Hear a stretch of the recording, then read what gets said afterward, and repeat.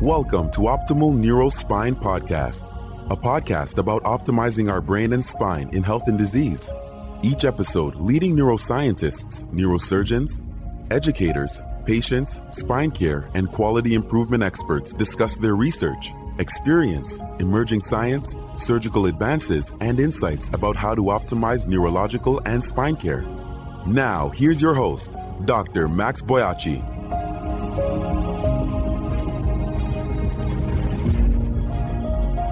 Welcome to the Optimal Neurospine Podcast. My guest today needs no introduction. He's one of my colleagues here at the University of Louisville, Dr.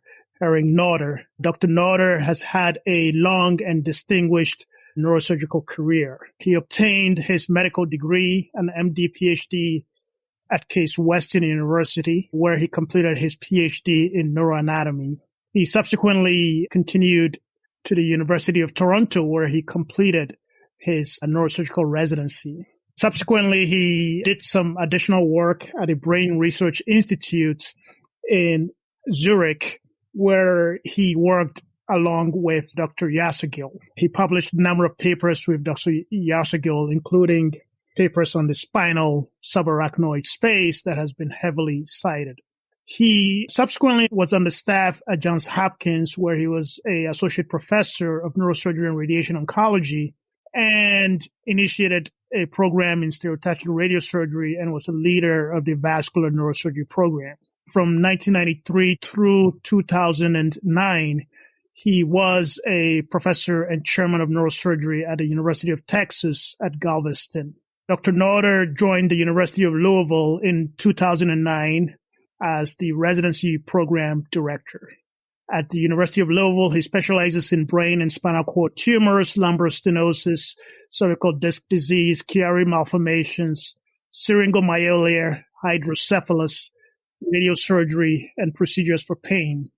It's a true pleasure to speak with him, given his extensive experience in neurosurgery, either as chair or program director. We wanted to focus this interview on his observations about neurosurgical residency, neurosurgical training, and improving quality of neurosurgical training.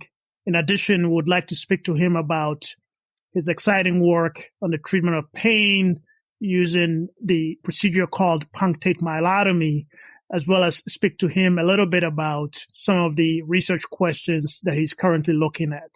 Dr. Nauta, thank you for coming on, and look forward to a good conversation. It's good to be with you, Max. Excellent. First, I would like to start. What is your clinical practice like? What do you do? What do you like doing? What is your practice currently consist of?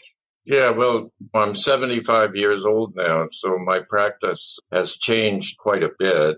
We have younger faculty who are very eager to do the sorts of cases that I prided myself in doing younger, like the long AVM cases and the very difficult skull-based tumor, that kind of surgery. It's very important, I think, for retention of your faculty that you allow people to work on cases that there are not all that many of them. So, if I was hogging those cases, we might have more problems with retention of the very good faculty that we've been able to hire here.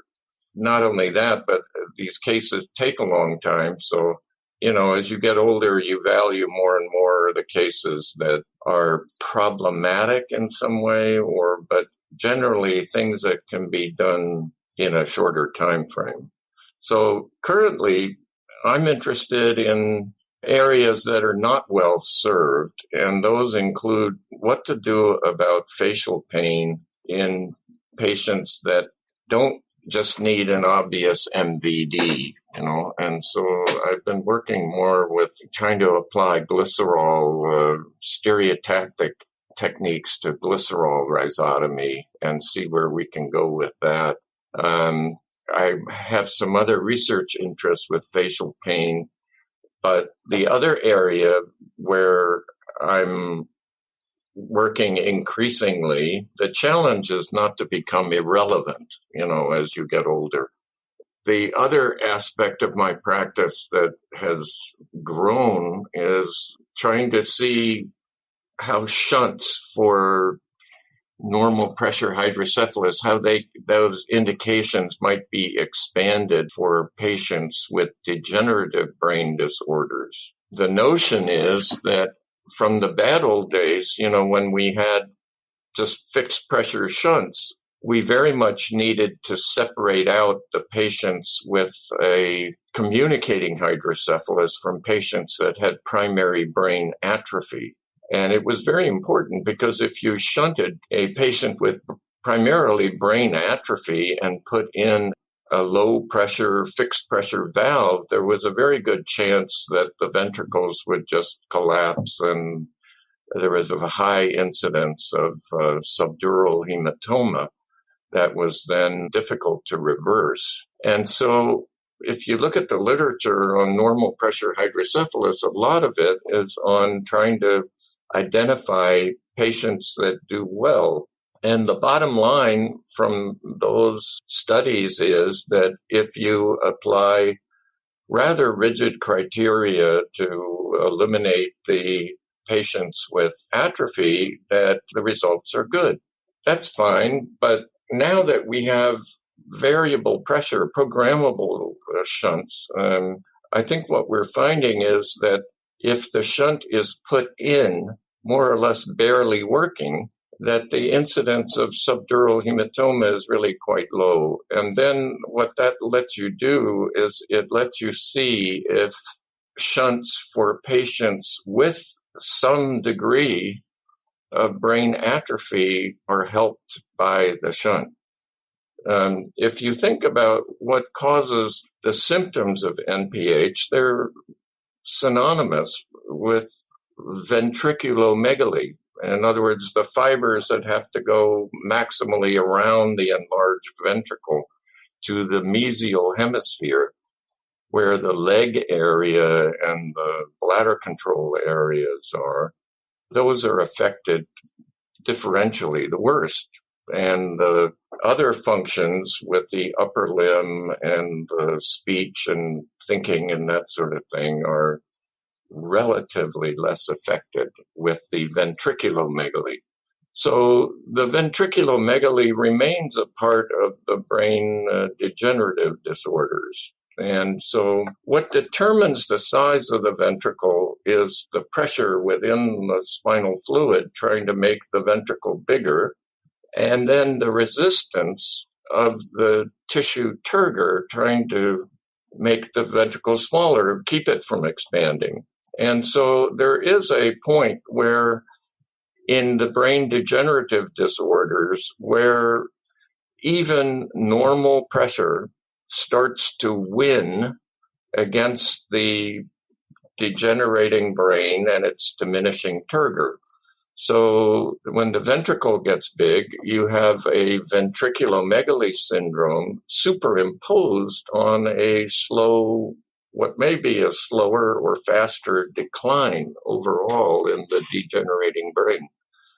So if you can shunt the degenerating brain, it can be palliative for some relatively long period because you can eliminate the ventriculomegaly component superimposed on the degenerating brain. And so I'm really encouraged that I think right now our data are showing that shunting for degenerative disorders can be palliative and keep people walking and mobile for an extended period, usually 6 months to several years before the degenerative condition, of course, which we can't stop. The degenerative condition dominates the picture again, and the benefit of eliminating the ventriculomegaly fades into the background.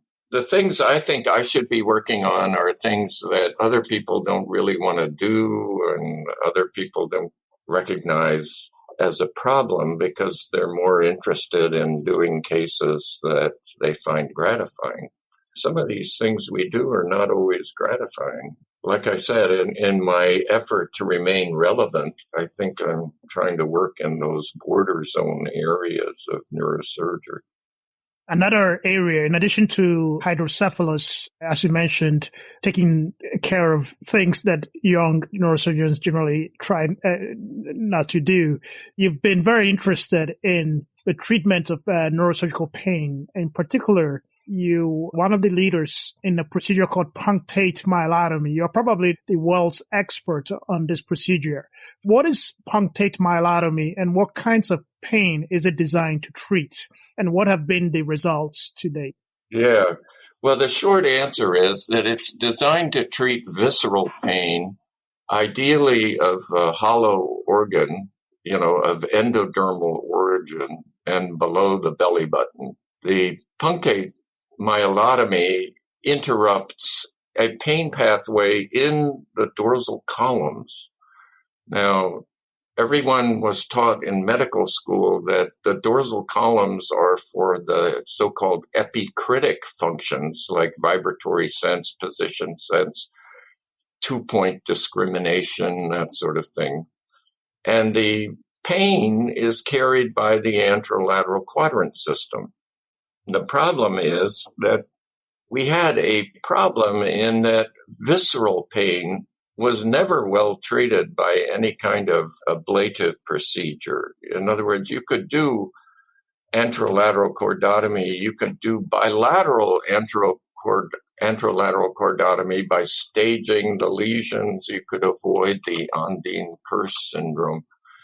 But that was not effective for midline origin and visceral pain. And so we had a clinical problem, which was what to do with midline and visceral pain. And it's not a small problem because a lot of cancers originate in the viscera. They can spread secondarily, of course, to mesenchymal structures and the body wall and even the extremities. But the point is they start out as midline structures, the viscera and the cancers. So we had a clinical problem. We didn't have anything interrupting the known pain pathways, didn't really help that. And then we had another set of information, which was that we understood the dorsal columns, the cell bodies of origin for the dorsal columns is in the dorsal root ganglia at each segmental level. So these are the axons in the dorsal columns were primary sensory afferents, and the first synapse is in the dorsal column nuclei.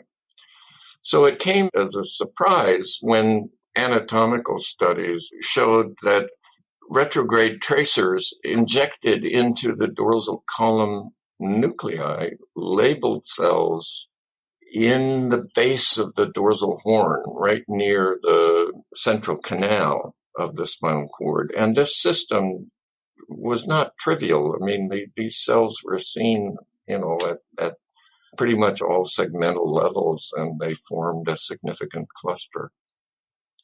So we had a pathway, and then people studied that pathway, and that pathway was known as the postsynaptic dorsal column pathway. In other words, the axons ascending from this pathway had already synapsed. Their cell bodies were not in the dorsal root ganglia at each level. They were in the base of the dorsal horn near the central canal. So this postsynaptic dorsal column pathway, people looked at pain to see if the pain was a significant function, but the pain they studied was extremity cutaneous pain, and it didn't seem to have much of a role there. In a sense, we had a pathway looking for a function, and then we had a clinical problem, visceral pain, looking for a pathway because the anterolateral quadrant system didn't seem to convey the pathway. Interrupting it didn't seem to help. These two avenues came together in the work of Willis and others, Hirschberg et al. And Gildenberg was involved in this also early on, although they didn't quite understand the anatomy of the postsynaptic dorsal column pathway the way we do now.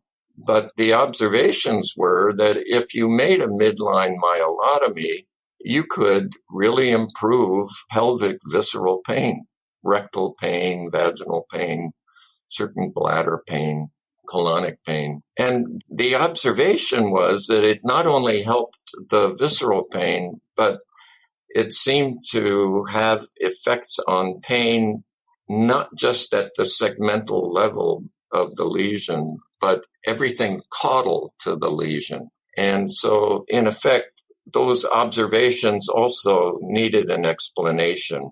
And this all came together when Dr. Willis and his group with Alchair and Dr. Westland as the anatomist, Karen Westland, it became clear that if you had a model for rectal pain, and the model they used was a Fogarty catheter in the rectum of a rat, that if you inflated the balloon and then recorded from the thalamus, the sensory thalamus, you could see that the responses in the thalamus were proportional to the balloon pressure.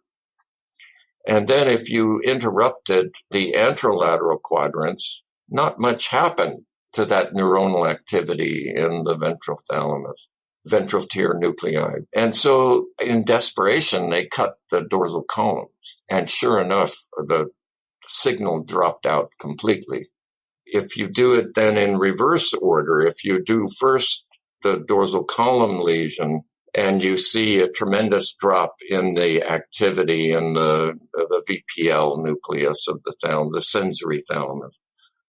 And then you look at what's left, there's only about maybe 5% of the neuronal activity left. If you then add the anterolateral quadrant lesion, the remainder of that activity goes away. So for the viscera, it seems that this dorsal column pain pathway is the dominant conveyor of the pain for the viscera. And that includes the female midline organs and the bladder and the rectum and the colon. Studies have been done at other centers for gastric cancer, which is, I understand, is much more common in Asia. And people report good results, only they make the lesion higher up. The pathway extends, of course, along the length of the spinal cord, so you could theoretically interrupt it just below the dorsal column nuclei, but you are interrupting an ascending system, so it makes sense to make a small transverse cut or crush. And I think what we brought to it, what makes it punctate myelotomy, is that it is a transverse cut, not a cut in the sagittal plane. The original midline myelotomies were directed at the crossing fibers of the anterolateral quadrant system at the segmental level. And it was really Hirschberg who noticed that it didn't seem to matter that you made the lesion not deep enough to interrupt the crossing fibers, and that the effect, again, as already noted by many people earlier, that the effects extended far caudal to the segmental level of the lesion. So it's clear that we're interrupting this postsynaptic dorsal column pathway. And I think the reason this has been discovered only relatively recently is that this postsynaptic dorsal column pathway was well hidden in the dorsal columns, which we assumed already, had this different function. And I think there's some maybe more general revelation there that, hey, some of the problems we have may be due to things that we think we know, but that aren't completely true. And we thought that we knew proof positive. Of course, every medical student is taught that the dorsal columns are for the epicritic sensation and that pain is the anterolateral quadrant system. And, it took quite a lot of work to figure out that that wasn't the case for the visceral pain. That visceral pain runs up this postsynaptic dorsal column pathway. So the punctate myelotomy is really an operation to very focally interrupt that pathway. Fortunately, it's right on the midline, and it does not require lesioning more lateral parts of the dorsal columns, which are, of course, important for proprioception, vibratory sense, and that sort of thing. So you can make these lesions to interrupt the visceral pain pathway without bothering ambulation. We've done lots of lesions. We've never had anyone downgraded to where they couldn't walk or became incontinent. And for the most part, sexual sensation is also preserved. Sexual sensation seems to be a more broadly distributed phenomenon.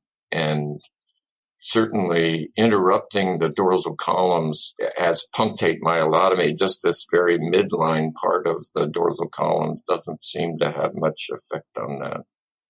So, we've had limited interest in it because most patients with cancer don't want to consider another open operation. It's the niche indication for this procedure includes the patients who they have visceral origin pain, midline pain, ideally of a hollow viscus. They are well treated to the extent that they're not having trouble from recurrent disease. And for that reason, if they have a lot of pain, they don't see themselves as dying anytime soon. And they may have a sense of prolonged survival, but the narcotics that it takes to control the pain are so overwhelming that they have no life. They're either asleep with the narcotics or they're in pain. And so these people then see this as a sort of limbo that they're doomed to. I think the punctate myelotomy provides them a way out because the really obvious evidence that the operation works is that the need for narcotics drops dramatically in these patients.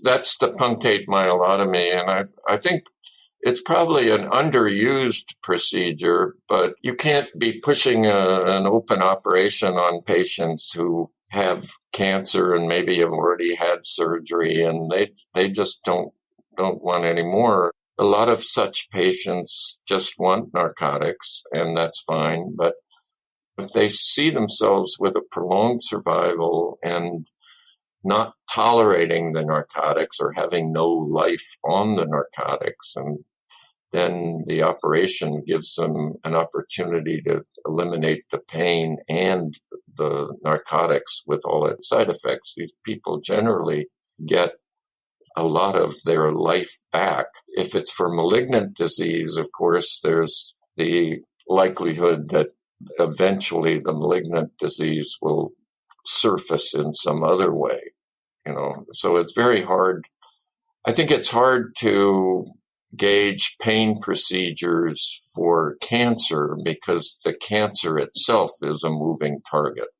What we've done lately is we've applied the operation to certain kinds of benign pain, and that took some soul searching because, if you do anterolateral chordotomy for benign pain, the advice was always that after a prolonged interval that the pain would come back. And when it came back, it was often in a peculiar way that was very difficult to treat by any means at all, the so-called post-chordotomy dysesthesia.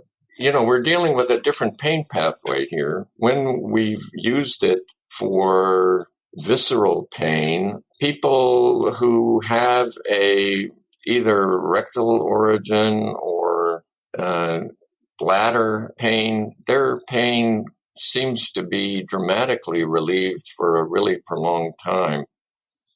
I think the overall problem of pain is that pain is probably a signal, and the system that carries it is like the internet. It's almost designed not to have a lot of resiliency, redundancy, and alternative pathways.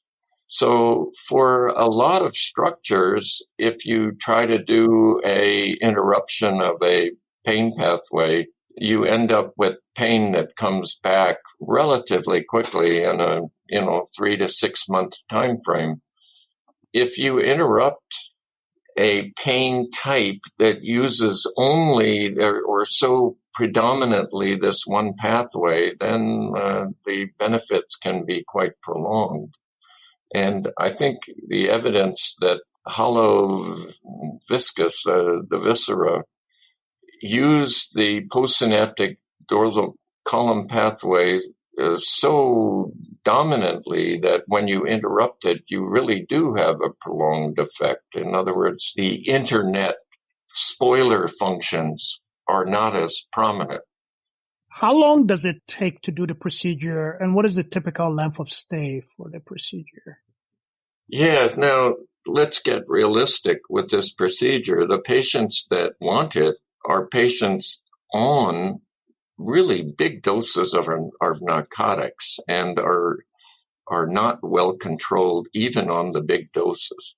So the challenge is to get post-operative pain control in patients who have severely down-regulated opiate receptors. In other words, they have a high degree of tolerance for the pain medicine.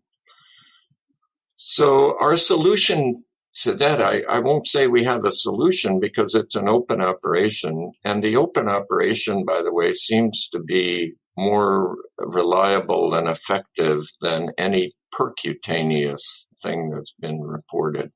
People have tried needles with CAT scan guidance, and the results reported haven't been as consistent. We did the operation open originally because we wanted to know what we were doing for sure, and we wanted to know that the pathway was actually interrupted so that we could correlate the benefit with the procedure accurately. But anyway, so we continue to do it open. We do a laminectomy of one level at a thoracic level, usually well above the level of the pain. There's an MRI scan that looks for how fat is the cord and how deep do we need to go. Usually the depth in a normal spinal cord is about 5 millimeters from the dorsal surface down. But some spinal cords are relatively atrophic or more flattened, and you don't need to go as deep. Okay, so these are all details, but basically the operation takes probably, part of an hour to for the exposure, and then you have to, with a microscope, separate the septum posticum, because the septum posticum goes right to the dorsal midline in many places. You really need to free that up. And then you need to see the root entry zone on both sides so that you can measure between them accurately. We've more lately been using a very tiny stimulator and then recording from the nerve. You remember the dorsal column has the primary afferent. So when you get into the just slightly lateral to the postsynaptic pathway, you're into primary afferents. You fire them retrogradely, you can pick that up with a NIM. One way or another, you can pick it up in the peripheral nerve.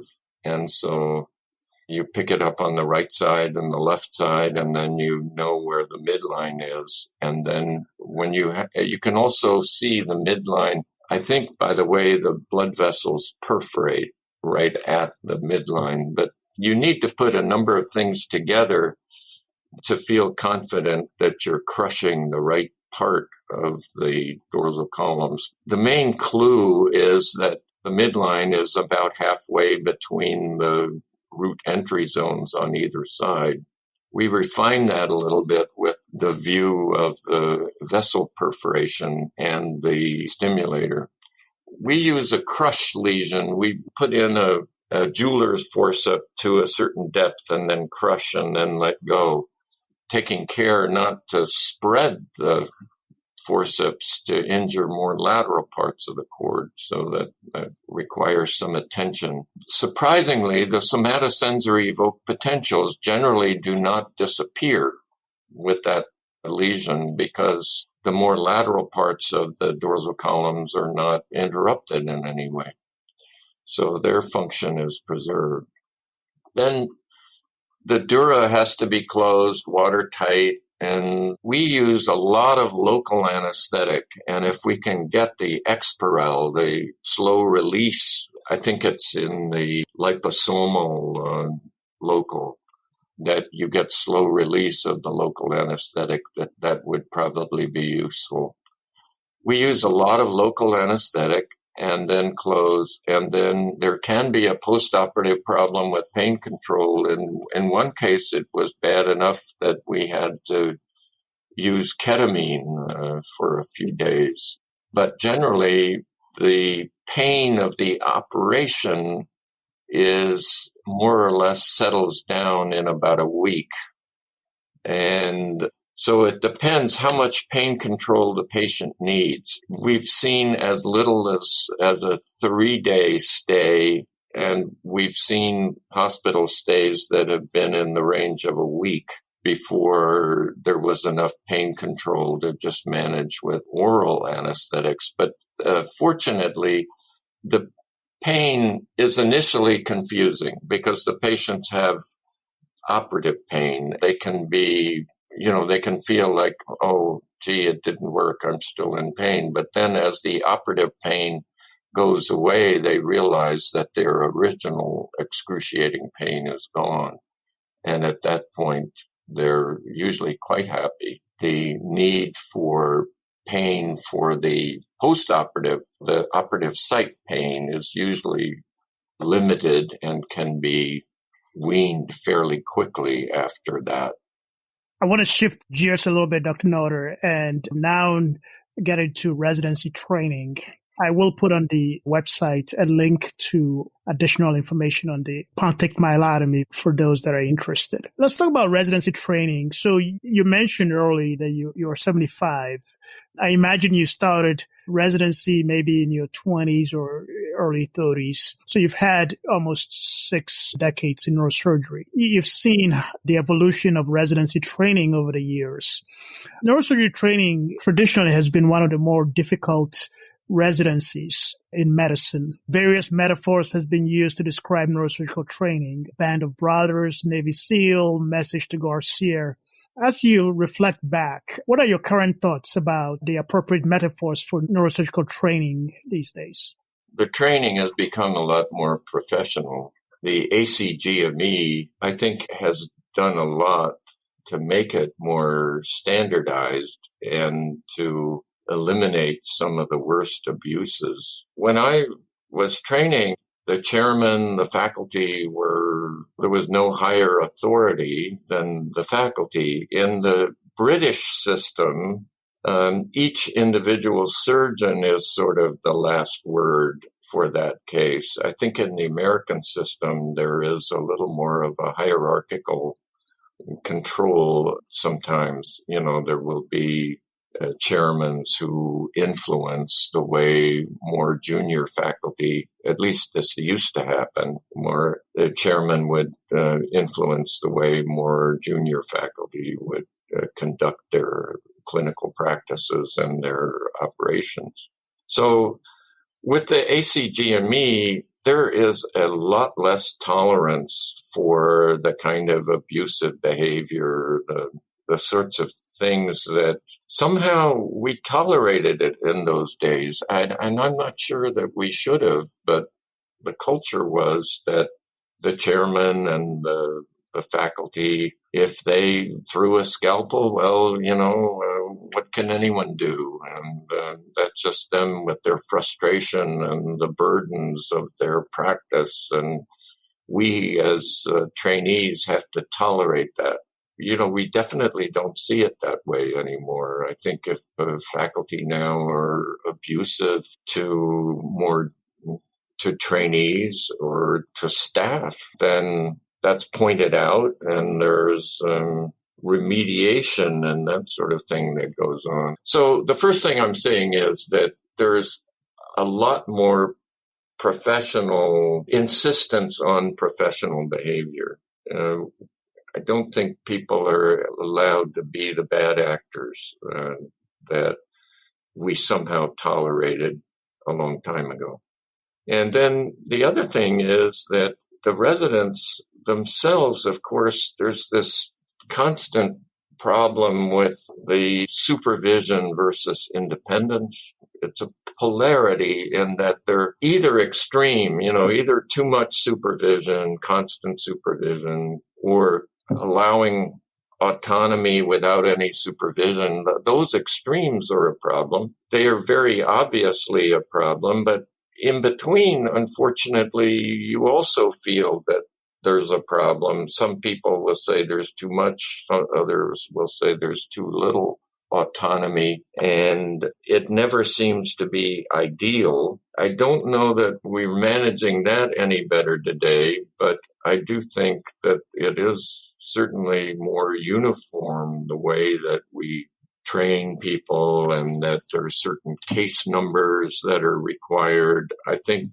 that actually we are much more organized and much more methodical and making sure that certain limits are met, certain thresholds are met for a training. And then there's the problem of what is the right amount of call. When I was in training, we would be on call every other night. And then when one of us went on vacation, we accepted that we were just going to have to be in the hospital every night for that period that our colleague went on vacation. And, you could say it's brutal. I think it was. It had certain rewards in that we felt very close to the situation. When you're in hospital a lot, you certainly feel very on top of the patients and you know the situation very well. What is a problem now is that without spending more time, you simply can't learn as much as quickly as I think we did when we had this more intense exposure. So I think the solution may be to strike some compromise in terms of length of training, the required threshold minimums. It's going to take a little longer to train. When I was training, my residency was 5 years, and now it's 7. So you gain more reasonable work hours, but it takes you a little longer. And I think that's a trade-off. I don't say one system is necessarily better than the other. I somehow tolerated the abusive work hour situation, but I wouldn't necessarily recommend it above the system that we have now. I think generally we're turning out people that are pretty well trained, and it's happening under circumstances that I think are more uniform from program to program and within a program from resident to resident. And also it's more uniform and it's more livable, I think, for the residents, just to take a little longer to complete their training. Mm-hmm. Regarding the development of leadership in residence, over your decades of experience, how would you define leadership? What makes a good resident leader or chief resident? And can you usually tell who would become a great leader? And sort of like, what is the evolution of experiences during residency that create great leaders and some traits that should be cultivated? Yeah, well, this isn't my definition of leadership. Someone, I forget who it is, said leadership is the ability to inspire people to do what they otherwise would not do. If they're already doing it, they don't need leadership. If you have, like the military, absolute control where your orders must be followed, I would argue that that's not so much leadership as it is hierarchy. And so leadership is the ability to inspire people to do something better.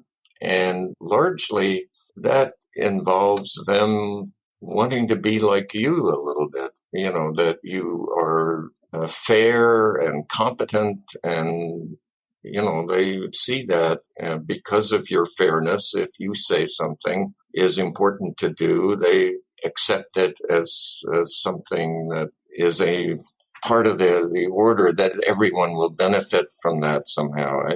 Fairness is definitely part of leadership. If people feel they're being treated unfairly, it's very hard to get them to follow.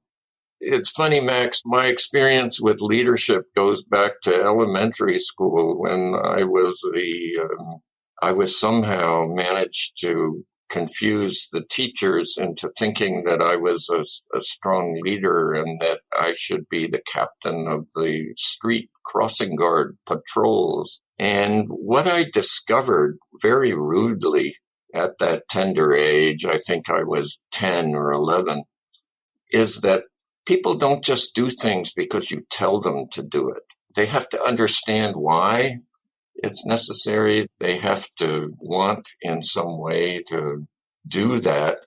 And there are just so many aspects to all the different situations that I think what makes the leader a leader is that it won't be one time, but it will be consistently that people will look to this person as someone to follow when there are problems and the solution isn't so clear, and that person is able to inspire people to do what needs to be done to achieve a better situation, a better outcome. There's been an epidemic of burnout among residents. What is your advice to residents, particularly those who struggle in their junior years? And what is the role of emotional intelligence? Yeah, what I not mentioned, I mentioned that when I was training, there was an abuse of work hours and days on call, nights in the hospital, all that. But I was not abused by what I see as the primary abuse today is all this work on the computer. Somehow the computer is able to catalog and recognize that notes aren't being written and automatically, send reports to people that are monitoring the adequate documentation. And we really didn't have any of that. We would write notes more or less on ICU patients. When I was training in the 70s, we would write notes on ICU patients. We would write notes on post-op patients. We would write an brief operative note. We would write a note if something substantial happened. I think a large part of the burnout is that you come there and the things that would stimulate you, like dealing with patients, talking with patients, seeing, the gratification that you get from seeing people get better. Some of that still happens, but the overwhelming experience of the more junior level residents now is all the chart work that they have to do. And at the computer desk, I think there's a certain mind-numbing part of that. I don't think it's the operating. At least in my experience, when we were operating intensely, it didn't cause burnout. We felt like we were making progress towards our goal. But I can imagine that being yoked to the computer for long hours every day, that would be, it would feel oppressive to me. It happens that I have to do a lot of computer work on my clinic day. I feel it quite intensely then. And it makes me ever more sympathetic to especially the junior level residents that are tasked with doing a lot of that documentation. That's part of the burnout. And the other part is I think, the various things that are going on in people's lives and the expectation that wives and girlfriends maybe have a little different. Just as we accepted an abusive work environment, I think the people around us sort of maybe did or didn't understand it, but, probably more people understood that that's the way it was and that there were rewards afterwards. I think one of the most dangerous burnout stages is finishing the residency and expecting that everything will now be fine, that it's just the residency that is the hard part. And I'm not arguing that it isn't a hard part, but certainly being a young faculty has its challenges. Every phase of the career has its challenges, each a little differently. I was mentioning before that for me, the challenge now is to not become irrelevant, keep my interests in new things going, and still be able to bring to the residency value in teaching. And for me, that has migrated a little more towards the didactic things and some of the teaching still for the cases that I do. That's kind of interesting. So you've adjusted somewhat. And I imagine for residents that are struggling, figuring out the appropriate adjustments is extremely helpful. Looking back at your career, were you able to accomplish, what were your goals when you were starting out? And have you been able to accomplish most of them?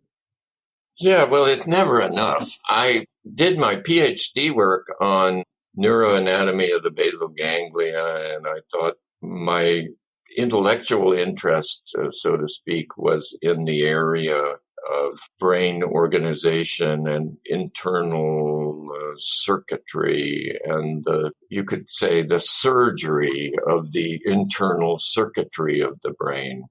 And I had high hopes for using very selective toxins to work almost at the neuropill level.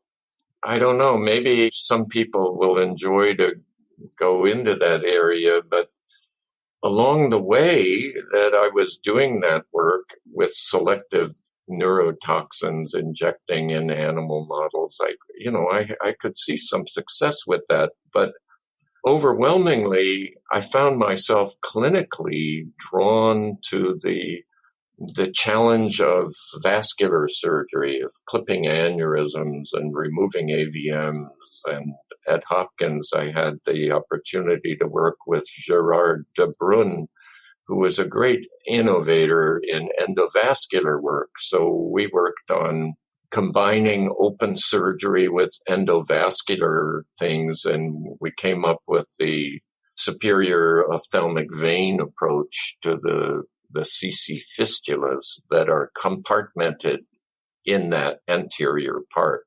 If I look back, I would say that one of the problems that I had in my career is the things that I liked to do surgically didn't match exactly what I was interested in intellectually, and had laid a foundation in my PhD, my original PhD work. So there was a disconnect there that I don't think I've ever completely recovered from. Doing the vascular surgery certainly had its rewards, and I was able to affect a lab bench to bedside approach with this punctate midline myelotomy that we talked about earlier. I mean, that was an operation that has a very good pedigree in the sense that it came from new anatomical information and then applying that new anatomical information to a clinical problem and then seeing that it worked. Not everyone has the pleasure of being a part of that kind of lab bench to bedside success. And I feel very privileged to have had it. I wish there were more of it. I can't help thinking that there might have been if I hadn't been so seduced, if you will, by the beauty of the vascular neurosurgery and the application, the nascent application of these endovascular methods that I enjoyed being a part of. That's fascinating and deep. A couple of final questions for you. So for a young neurosurgeon, this question regards the teaching of neurosurgery. How do they go about developing their skill in neurosurgery? What would be your advice to residents who want to become the very best neurosurgeons, safe, competent, and technically excellent, or maybe even extraordinary? What are your thoughts? Is it just a nature-nurture debate kind of thing? Or No, well, in some cases, the nature of it is that, someone said the key to caring for the patient is caring about the patient. And I think it really helps if you have an innate positive relationship with your patient. You have a very strong reward system to see patients do well. And I think if your reward system is to see patients do well rather than extraneous rewards like number of cases and progress up the academic ladder and maybe even financial ones, if you keep focusing on, gosh, it just feels really good when a patient does well, and that's what I want to focus on getting more of, I think you'll be naturally motivated to get better. Now, how do you get better? Well, I think the anatomical basis of what we do is what separates us from the medical guys. I mean, in our world, in surgery, you're manipulating anatomy in order somehow to improve the physiology or the pathology of the problem.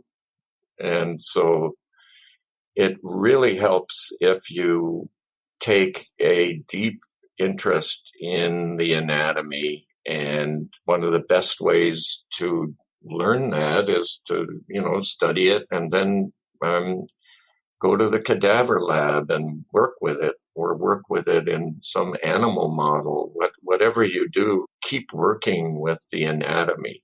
And then the technical skills with the operating microscope. For me, it was tremendously important that my PhD work in neuroanatomy involved use of the operating microscope, so that I became very comfortable looking forward and then working with my hands at a different angle than my eyes were looking. For example, getting instruments in and out of the field. There are all these technical challenges to the microsurgery. But, microsurgery is not the only surgery. The spine people, I think a large part of that is, of course, anatomy, but it's also learning how to guide screws and other things in directions that you can't really see. And now with the computer work, it helps that you are able to keep one eye on a screen and one eye on what you're doing in the wound. And I don't think that comes naturally to everyone. So some amount of technical skill is probably teachable in a lab setting with the technology. And I think just playing around with the technology, whether it's endoscopes or computer-guided probe or screw placement or what have you, is it playing with the technology in settings that are not clinical, using a model of some sort, like a hollowed out red pepper. There have been various models that people have used also for suturing and things like that can be done in a dry lab setting. The problem with a cadaver lab is that you need ventilation, and there's a certain hygiene requirements with the isolation requirements with the personal safety equipment that's required. I think if we could have a training station that involved technical simulators, I think that could be a big improvement for the future. For the time being, though, you can work on your own models to work on. I remember we did a lot of EC-IC surgeries. I asked the operating room head nurse for a little bit of the Tenno suture, and I would take it to a lab where there was a microscope. I didn't need anything other than just to manipulate. I was sewing two pieces of paper together, or two pieces of glove together. And just the business of doing something under the microscope with your fingers, how to suture in that microsurgical setting where viscous and other tissue and adherence, becomes so prominent. Just working with the mechanics of the setting goes a long way to then making the real life situation easier to handle. If you want to jumpstart these things, you have to spend some time just playing with the equipment. One final question for you. I'm going to have to bring you back. There are many other things I want to talk to you about, but I'll bring you back later. But one final question. If you had a magic wand, how would you improve neurosurgical training and research?